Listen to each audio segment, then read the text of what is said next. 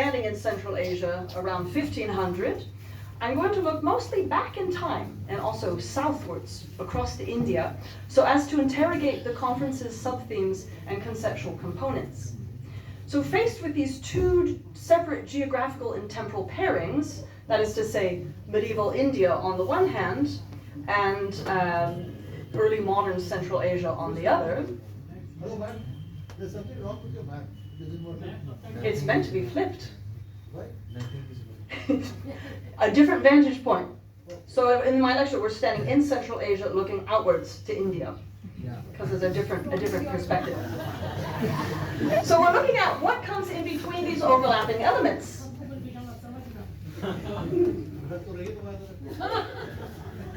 So the remaining scope and contents that I come up with, so we're combining early modern Central Asia with medieval India. So what I come up with in this, the part in between, is a combination. So in terms of chronology, I arrive at a time period towards the end of the 15th century and the start of the 16th. So my scope will encompass 1460 through 1526. And so this spans both medieval and early modern designations. So next, if we look at geography, what comes in between the regions of Central Asia and northern India is somewhere in between Delhi and Kabul. So thirdly and lastly, I want to discuss genealogy. And this is to attend to dynastic intermarriages. So let's have more women in the historical record, please, and deal with the branches of Genghis Khan's descendants. And so it's in these unions, these marriages, the progeny, that we get new dynastic blendings. And this is integral to the formation of the Mughals. But my main purpose is to uncover what processes are at play, resulting in the Chaghatayids based in Central Asia relocating to South Asia. And so in order to do so, of prime importance in my discussion is of the Chaghatayids' rivals in Transoxiana, and that is to say the Juchid Abulkharid Shaybanid Uzbeks. In the early years of the 1500s, the Abulkharid dynasty, named after a military commander named Abulkhair Khan, seized Central Asia from the Timurids by taking first Samarkand in 1501 and then Herat in 1507. And so these victories, however, were brought about by his grandson, Muhammad Shaybani Khan. So these are going to be our two main players, Abulkhair Khan and Muhammad Shaybani Khan. So these are the main rulers in Central Asia in the late medieval and early modern periods. So for too long have these Abulkharid Shaybanid Uzbeks been neglected in scholarship. Their cultural and political contributions have been obscured. So whereas cultural and intellectual production in 15th century Central Asia, such as Herat of Sultan Hussein Mirza Baykara, or even 16th century Mughal achievements, whereas these have received much attention, much less has been done on Abulkharid Central Asia, so 16th century Central Asia. And yet, it is this group that comes in between these two dominant empires, the Timurids and the Mughals. It is they who instigated the exodus of Timurid royals from Transoxiana to the Indian subcontinent.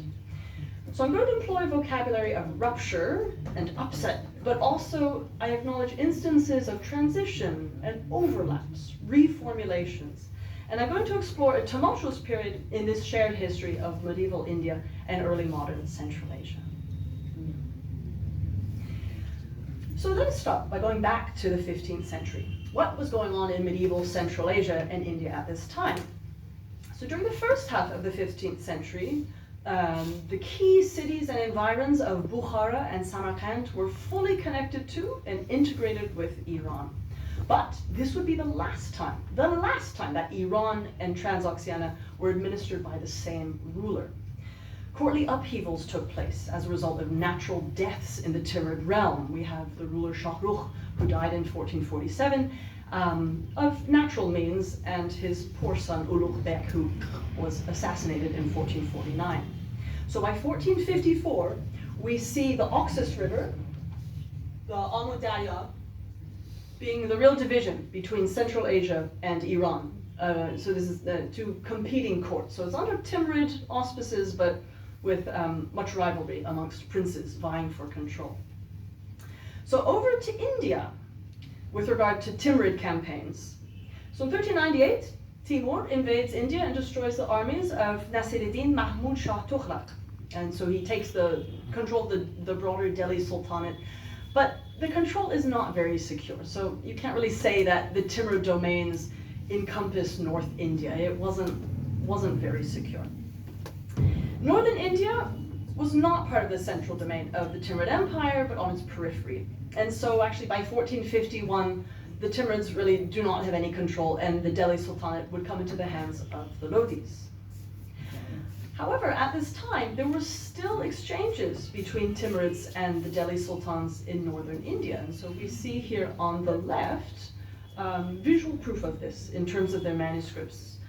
We have Malwa sultans in central India, as well as Bahmanid sultans in the Deccan, and there were real artistic exchanges. So as you can see on the right, that is a painting from Timurid Herat, and we see very similar figures in terms of the sages and the men in robes, as depicted in the Malwa manuscript folio on the left.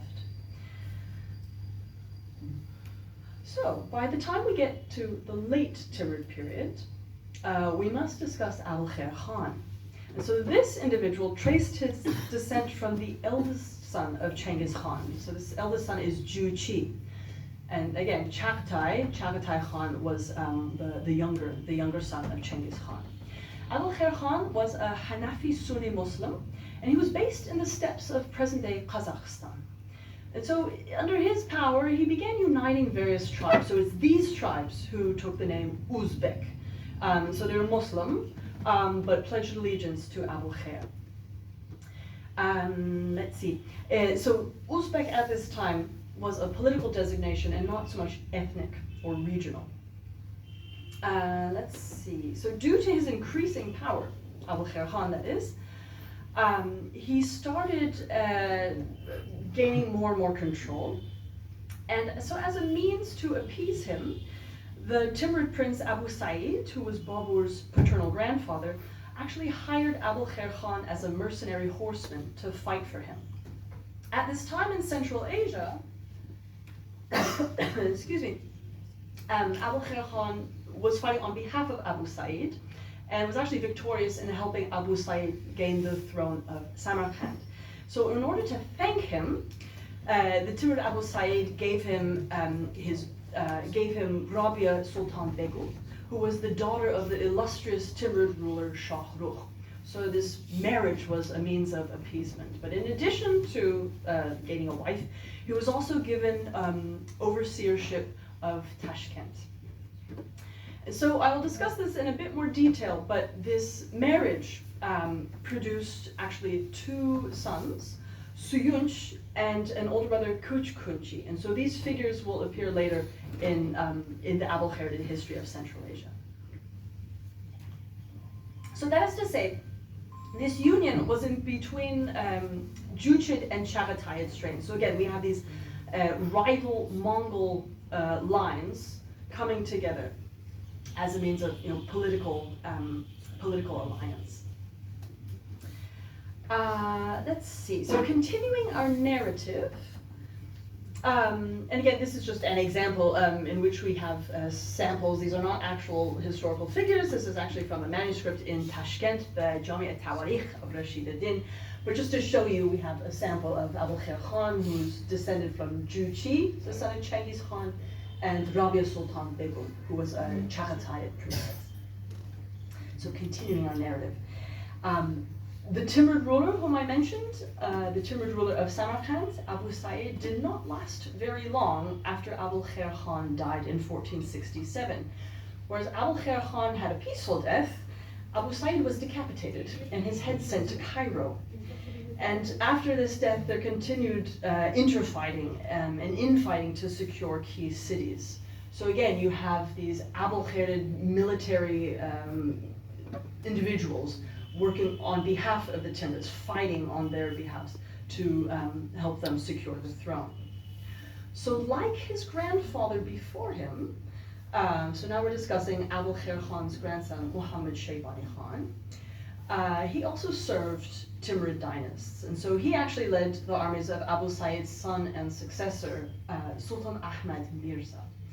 But it's under Muhammad Shaybani Khan, he was a bit more ambitious than his grandfather. And so he actually turned on Ahmad Mirza to pledge allegiance to his cousin and rival, Sultan Mahmud. I know there's a lot of names, but don't worry too much. But because of his military success, again, out of gratitude and appeasement, the Timurid ruler would award Shaybani Khan his own daughter in marriage. And so the daughter is Aisha Sultan Khanum. And again, in addition, he was granted overseership of Tashkent. So this marriage functioned to bring together Chagatai and Juyid strains. And this will also come up later on. So we also see more intermarriage in that Shaybani Khan would wed the aunt. So he would wed Aisha Sultan Begum, Aisha Sultan Khanum, and also her aunt, Mehrnegar Khanum. So this functioned to foster real political legitimacy in the region. This is, after all, in the age of harems. So turning now to the onset of the 16th century, so we're now in 1500. Muhammad Shaybani Khan soon completely cut his allegiance to the Timurids altogether. So he ousted them and took Transoxiana for himself. So starting in 1501, he took Samarkand, and with this he would then kind of launch this dynastic line, but it's kind of misleading to refer to the Abu'l-Kharids as a dynasty. And that is because if we look at the family tree, if you will, power is not handed down from father to son in the way that Safavid Iran functioned, or even in the Mughals. It didn't function really based on primogeniture, in which the older son gains the throne from the father. And that is because, as we see on the map, this is the descendants. Genghis Khan, Abu-Khair Khan. So it didn't go to Abu-Khair Khan's sons. Power went to his grandson, Muhammad Shaybani. But then after Muhammad Shaybani's death, power went to his uncle, Kuch Kunji, whom I mentioned is descended from the Chagatai princess. And then from there, power would go to his son, Abu Sa'id, but then the nephew, if you will, of Ubaydullah. So it's a bit misleading to refer to the Abu'l-Kharids as a dynasty.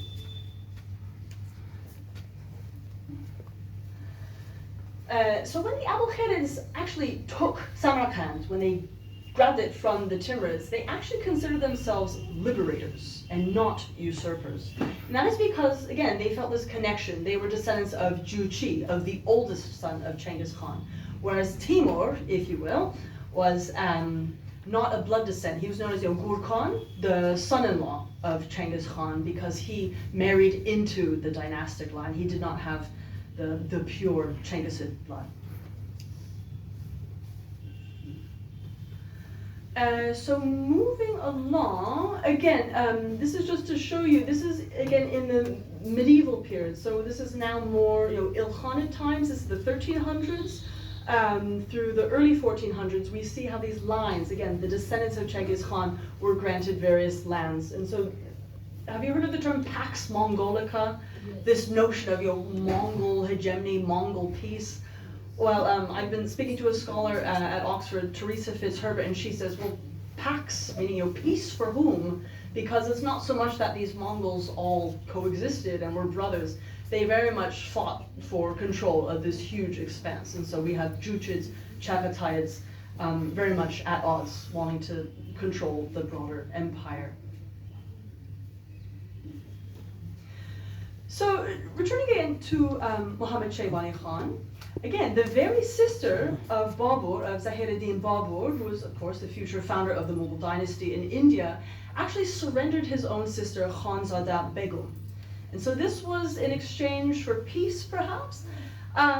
And again, he was parting with his older sister, yes, to secure his own freedom, but also it was a contractual marriage. And so this is to bring about stability, actually, and peace amongst two rival domains. Rather than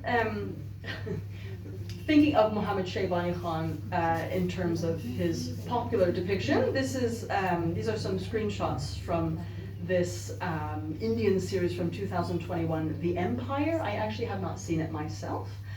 But Muhammad Shaybani Khan is cast as very much a marauder, and he carries off women to add to his harem and abuses, Timurid royal ladies. And this is actually not exactly historically accurate. I would like to consider that Muhammad Shaybani Khan be viewed as a conscientious and a practical politician. After all, some sources say that Khanzadeh was actually a love match with Muhammad Shaybani Khan, and Shaybani sent a message to Babur proposing that if he would marry Khanzadeh, there would be a lasting alliance between them. And so whereas in the earlier generation of Abul Khair Khan, so Muhammad Shaybani Khan's grandfather, his marriages were to daughters of kind of distant descendants of the Chagatai bloodline, more direct descendants of Timur. Muhammad Shaybani Khan specifically sought out brides that had Chagatai blood themselves, or more of a heritage, a Chagatai heritage in their veins. And so besides assimilating themselves with the Chagatai Timurids through genealogical means, through marriages and offspring, I also want to discuss how the Juchid Abul Khairids also went about this through cultural ways. And so again, as we see, cultural production is very much an important part of any society. So Shaybani Khan himself supported remaining Timurid poets and artisans during his occupation of Herat. So this was between 1507 and 1510. And Professor Golfishan Khan mentioned Sultan Hussein Mirza Baykara's Herat. So there's actually another account from the Safavid sources. This is the Prince Sam Mirza, and so it's actually his father who would defeat Muhammad Shaybani Khan, which I will discuss next. But this Safavid prince himself said that Shaybani was of a literary disposition. So I invite you to look at these accessories. In the portrait here, we see a kalandan, a pen case. We see writing implements. In fact, Shaybani was his takhalus. He was a poet. And so, although this Safavid prince referred to Shaybani as an uncivilized and harsh Turk, he did possess talents in most arts, in geometry, painting, and he had translated Ferdowsi's Shahnameh into Turkish. So despite the tendency for scholars to valorize the intellectual brilliance of Herat and Samarkand in the Timurid period, and yet marginalize the achievements of Central Asia in the 16th century, namely Bukhara, when it was administered by the Abul Khairids, a few individuals and historians have pointed out that there were actually more continuities than changes. So there's a historian, Svat Suchek, who writes that in most areas of life, language, upbringing, general mode of living, economic policies, sports, and entertainment, there's actually nothing to distinguish the Timurids, meaning the Chagatayids, and also the Juchid, meaning the Abul Khairid ruling groups. And so in terms of political administration, the differences are more philosophical than they are practical. Samarkand, the city, would be the main Abul Kharid capital, but control would actually expand more and more to extend all over Transoxiana. And again, Herat was the real jewel. So the main Timurid capital had been Samarkand, but Herat was the cultural capital, the arts, the center of poetry and painting. And so this was the greater prize for the Abul Khairids. All right, let's see, let's just continue on. This is again to point out that it's difficult to categorize the Abul Khairids as a dynasty because power was a bit more dispersed in the dynasty, in the century in which they held power. Strains were in Bukhara, in Samarkand, Tashkent, and Balkh. So during the first decade of the 16th century, Muhammad Shaybani Khan thwarted repeated attacks on Samarkand by Babur. And so Babur had attempted for the first time to seize Samarkand in 1496. He attempted to take it again, so second time, from Muhammad Shaybani in 1501. And it is in that period, in that second attempt, that he held it for almost 1 year. And this was with the aid of the Safavids. But it was in this second attempt that Khanzadeh Begum, so the sister of Babur, was given to Muhammad Shaybani. So it was after this second attempt that Babur was forced south And this is when he took Kabul in 1504, and so this was his base to then launch attacks into Kandahar. And the broader Hindustan would result from these steps southwards. Poor Muhammad Shaybani Khan would only control Herat for 3 years, so at least he had it, for a bit longer than Babur, for he died at the hands of the Safavid Iranian Shah Ismail I. So the Shah is chronicled to have dispatched each of the limbs of the slain Abul-Kharid leader to a different province. So now on to the next period. So we're now in post 1510. At this point, Shaybani's skull was encased in gold and fashioned into a wine cup for Shah Ismail. And it's thought, I've yet to find the source, but it is presumed that this trophy, if you will, this head turned into a drinking cup, was given to Babur. So this would have been sometime before Shah Ismail died in 1524, and I think most likely in the context of the joint Timurid and Safavid campaign to take Samarkand from the Abul-Kharid troops. So probably be sometime around 1511, 1512. In 1511, Shah Ismail actually helped return Khanzadeh Begum to Babur, to her brother. And so we see this in the nice manuscript painting here. But despite Babur's success, and so again, Muhammad Shaybani Khan was defeated in 1510, things were not going so well for the Abul-Kharid Uzbeks, but the dynasty would indeed succeed. But as we can imagine, the early Abul-Kharid rule was a bit helter-skelter. It was not so stable, and in fact quite precarious. And so a year after Muhammad Shaybani was killed, almost every major city, so Balkh, Bukhara, Samarkand, Tashkent, had slipped from Abul-Kharid's hands. And this is as a result of the Safavids allying themselves to the proto-Mughal armies of Babur. I call them that because, can you really refer to them as Mughal pre-1526? Not so much. Unfortunately, the copies of Babur's autobiography, the Baburnameh, and this is the translation by Wheeler Thaxton. I know Professor Irfan Habib suggested not to rely on translated sources, so I will go to the actual Persian chronicles and try to find the actual sources, but there is a gap. And so this is a problem of written sources in human environments. Textual sources, visual sources sometimes do not exist anymore. You see lots of worms eating their ways through margins and folios, and so as a result, in copies of the Baburnameh, there is a gap. We are missing the pages covering the years between 1508 and 1519. And so there's a limited record of what surely would have been a fascinating period and would really aided our understanding of the late medieval, early modern history of Iran and Central Asia. However, of course, the 1526 Battle of Panipat is better documented. And so what we do know is that Babur retreated to his base in Kabul in 1514, and then for the remaining, or the next 11 years of his rule, so prior to 1526, he was mainly dealing with some insignificant rebellions, and he was beginning to modernize and train his armies. And so it is in this decade that Babur and his troops proceeded southwards to India, and he would ultimately clash with the Lodis of Delhi and change history. So the Chagatayids continued to be Chagatayids, but they were now officially Gurkhani, so meaning they were related to the son-in-law, implying Timur's connection to Genghis Khan. So to conclude, we have seen how it was in large part due to the Abul-Kharids as a geopolitical entity that the Timurids successfully transmogrified into the Mughals. And I would say we really must support research on Abul-Kharid history to really flesh out our understanding of a much broader sphere. Thank you very much.